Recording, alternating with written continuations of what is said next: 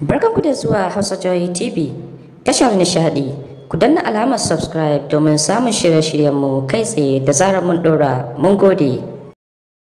Za a gurfanar da shahararren fasihin mawaƙin Hausa na masana'antar shirin fina-finan Hausa ta Kannywood, wato mawaƙi Ado Gwanja, a sakamakon wata sabuwar waƙarsa da ya saki wadda ya yi mata lakabi da suna Cas. Wani shahararren lauya mai zaman kansa a jihar Kano mai suna Barista Badamasi Suleiman Gandu ya shigar da korafi wata kotu a jihar Kano, inda yake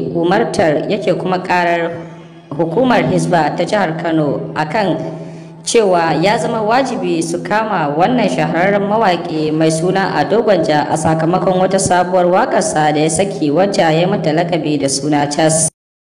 Barista Badamasi Suleiman Gandu ya shigar da wannan korafi a rana irin ta yau, wacce ta daidai da 24 ga watan 8 na shekara 2022, inda ya ce tabbas wannan waka tana ɗauke da nau'i na rashin da'a da kuma rashin nuna tarbiyya,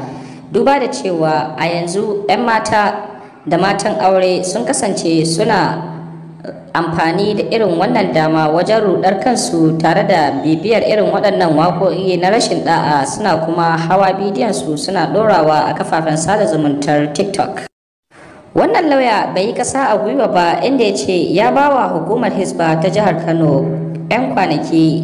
da su yi ƙoƙari iyayensu wajen kamo wannan mawaƙi mai suna Ado Gwanja domin ya zo gaban kotu wajen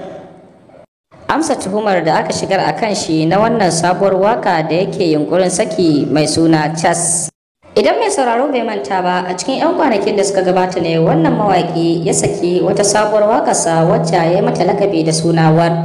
inda bayan sakin wannan waka abubuwa da dama sun biyo baya. Kwatsam sai aka samu wannan mawaƙi da sakin wata sabuwar waka, amma ba a jima ba aka samu wasu daga cikin abokan sana'arsa suka fara fitowa suna mai raddi akan cewa ya yi saurin sakin wannan wakar, bai gama barin al'umma sun ji da abin da ya dora musu na sakin wannan wakar ba,